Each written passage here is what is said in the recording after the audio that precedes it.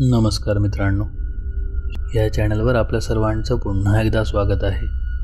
आज आपण 2 असे भयानक अनुभव ऐकणार आहोत जे आपल्या चॅनलच्या सबस्क्रायबर्सला आले होते.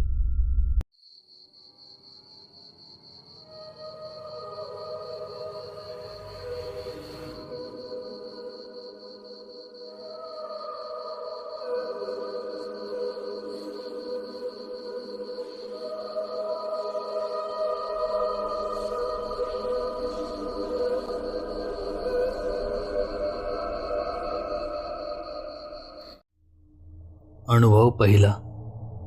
हा अनुभव आपल्या चॅनलचे सबस्क्रायबर निखिल भैलुमे यांनी पाठवला आहे. माझा मावस भाऊ पिणू हा जेव्हा साधारणपणे 9वीला असेल तेव्हा तो हॉस्टेलवर घारगाव येथे राहत होता. त्याला हॉस्टेलला राहायला खूप आवडत होते. त्याचे हॉस्टेलवर बरेच मित्र पण झाले होते, त्यामुळे तो जास्त घरीच येत नसायचा. शाळेला सुट्ट्या असल्या तरी तो हॉस्टेलवरच राहणे पसंत करत होता. त्याला सकाळी व्यायाम करायला जायला खूप आवडायचे आणि त्यातल्या त्यात रनिंगचे त्याला खूप वेळ होते. पहाटे उठून तो रनिंगला मित्रांसोबत जात असे. एकदा असेच त्याच्या मित्रांनी त्याची चेष्टा करायचे ठरवले. घड्याळाचे काटे 2 ऐवजी 5 वर करून त्याला उठवले आणि म्हणाले, "अरे 5 वाजले बघ, रनिंगला नाही जायचं का आज?" पिणू रनिंग करण्याच्या बाबतीत खूप स्ट्रिक्ट होता, त्यामुळे तो लगेच त्यांच्या पाठोपाठ घराबाहेर पडला. त्यावेळी रात्रीचे 2:30 वाजले असतील. ती पौर्णिमेची रात्र होती. संपूर्ण परिसरात चंद्राचा उजेड होता. चंद्र खूप मोठा दिसत होता. ते सर्व रनिंग करत एका डोंगर पायथ्याजवळ आले. इथे थोडा वेळ थांबून व्यायाम करू असं पिणू बोलला. ते सर्व हो म्हणाले आणि गालातल्या गालात हसू लागले. तेवढ्यात डोंगराच्या रांगेत मध्यभागी एका मोठ्या दगडावर एक मानव सदृश्य आकृती बसलेली त्याच्या एका मित्राला दिसली.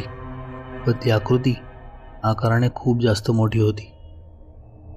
तो सर्वांना सांगू लागला, "अरे, तिथे कोणीतरी बसलेलं आहे." सगळ्यांचे लक्ष तिथे गेले. तेवढ्यात पिणू म्हणाला, "अरे, असेल कोणीतरी बसलेलं, वाट वगैरे चुकला असेल." असं म्हणत त्याने एक दगड उचलला आणि तो दगड त्या आकृतीच्या जवळ भिरकावला.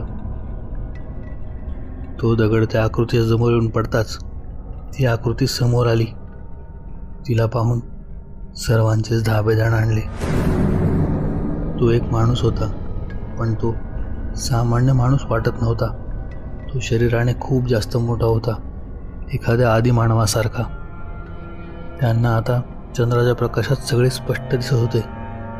तेवढ्यात पिणूने परत एक दगड उचलला आणि त्या माणसाच्या दिशेने भिरकावला. तो दगड सरळ त्या माणसाच्या डोक्याला जाऊन लागला. काही क्षण सगळं काही शांत झालं, परंतु काही वेळाने तो माणूस अतिशय विचित्र हालचाली करू लागला आणि एक किळसवाणा आवाज आपल्या तोंडातून काढू लागला. तो काय बोलत होता हे कुणालाही समजत नव्हते आणि एकदम तो त्यांच्याकडे पळत येऊ लागला. हे पाहून तर सर्वांचे अंग भीतीने शहारले आणि ते तेथून पळू लागले. त्या माणसाचे आणि यांचे अंतर खूप कमी कमी होत जात होते, कारण तो आकाराने मोठा असल्यामुळे तो लवकर लवकर यांच्या जवळ येऊ लागला होता. सर्वजण जीवाच्या आकांताने पळू लागते आणि डिरेक्ट हॉस्टेलवर जाऊनच थांबले. काही वेळ हॉस्टेलच्या बाहेर एक किळसवाणा आवाज घुमतो. असे वाटते एखादे भक्ष्य हातातून सुटल्यामुळे एखादा प्राणी टाहो फोडत आहे. शेवटी काही वेळाने तो विचित्र आवाज बंद होतो आणि सगळे कसेबसे झोपी जातात. सकाळ होताच सूर्याची कोवळी किरणे डोळ्यावर पडून पिणू व त्याच्या मित्रांना जाग येते आणि ते सर्वजण गावात जातात.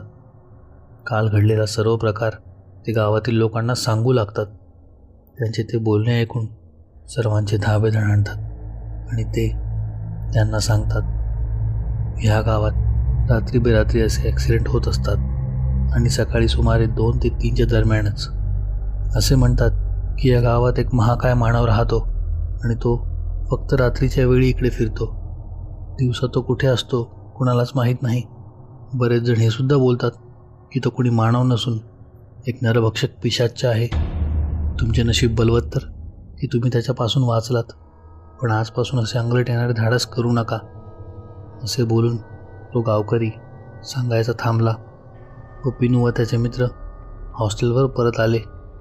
परंतु त्या दिवसानंतर रात्रीच काय तर पहाटे सूर्य डोळ्यावर येऊस तर ते कधी रनिंगला गेले नाहीत, किंबहुना आजही जात नाहीत. अनुभव दुसरा. हा अनुभव आपल्या चॅनलच्या एका सबस्क्रायबरने सांगितला आहे, परंतु त्यांचे नाव त्यांनी गुपित ठेवण्याची मला विनंती केली आहे. माझ्या जिल्ह्यात एक गाव आहे. काही कारणास्तव मी माझ्या जिल्ह्याचे नाव घेऊ शकत नाही. त्या गावात खूप साऱ्या भयान गोष्टी घडत असतात. एकदा माझ्या मैत्रिणीचे 2 काका रात्रीच्या वेळेस बाईकवर त्या गावाला जात होते. त्या गावचा रस्ता बिलकुल चांगला नाही. पायवाटच आहे, म्हणून त्यांना त्या रस्त्यातच रात्रीचे 1 वाजले. पण तरी ते अजून गावात पोहोचले नव्हते. ते गाव जवळ आल्यावर रस्त्यात त्यांना एक बाई दिसली. तिने पांढरी साडी नेसली होती. दिसायला ती अगदीच नॉर्मल बाईसारखी दिसत होती.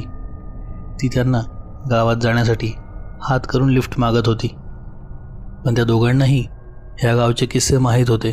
त्यामुळे मागे बसलेल्याने गाडी चालवणाऱ्याला सांगितले की गाडी थांबवू नकोस. तसे त्याने केले आणि ते दोघे त्या बाईजवळ न थांबता गाडी घेऊन पुढे निघाले. थोडे पुढे आल्यावर त्यांना त्यांच्या नावाने हाका ऐकू येऊ लागल्या. ती हाक गाडीच्या मागून येत होती. त्यांनी मागे पाहिले तर त्यांना तीच लिफ्ट मागणारी बाई दिसली, परंतु ती त्यांच्या गाडीच्या मागे येत होती आणि गाडी ज्या स्पीडमध्ये चालत होती ती बाईसुद्धा जवळजवळ त्याच स्पीडमध्ये त्यांच्या मागे धावत होती. त्या दोघांनी मागे पाहिले तर ती बाई जमिनीपासून थोडं वर हवेत तरंगत चालली होती. ती बाई सारखं त्यांच्या नावाने हाका मारून गाडी थांबवायला सांगत होती. पण जसं की त्या दोघांनाही त्या गावाबद्दल माहीत होतं, ते दोघे रस्ता खराब असतानाही गाडी थांबवत नव्हते. ती बाई त्यांच्या मागे येत होती आणि नेहमी त्यांच्या पायाकडे बघत होती. मागच्याने समोरच्याला सांगितले की काहीही झालं तरी गाडी थांबवू नकोस किंवा पाय खाली ठेवू नकोस, कारण जर त्यांनी तिच्या जागेत पाय ठेवला असता तर तिने त्यांना झपाटलं असतं किंवा कदाचित तिथेच पकडून मारलं असतं.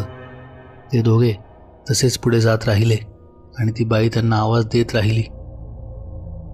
पण जशी त्यांनी त्याची हद्द ओलांडली आणि ते गावची वेस पार करून पुढे आले, ती बाई त्यांना दिसेनाशी झाली.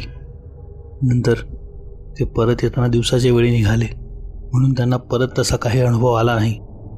पण अजूनही त्या गावातले लोक रात्रीच्या वेळी गावच्या वेशीच्या बाहेर जात नाहीत, कारण असे खूप अनुभव तिथल्या लोकांना नेहमी येत असतात. ह्या 2 अनुभवांपैकी कोणता अनुभव तुम्हाला सगळ्यात जास्त आवडला हे मला कमेंटमध्ये सांगायला विसरू नका.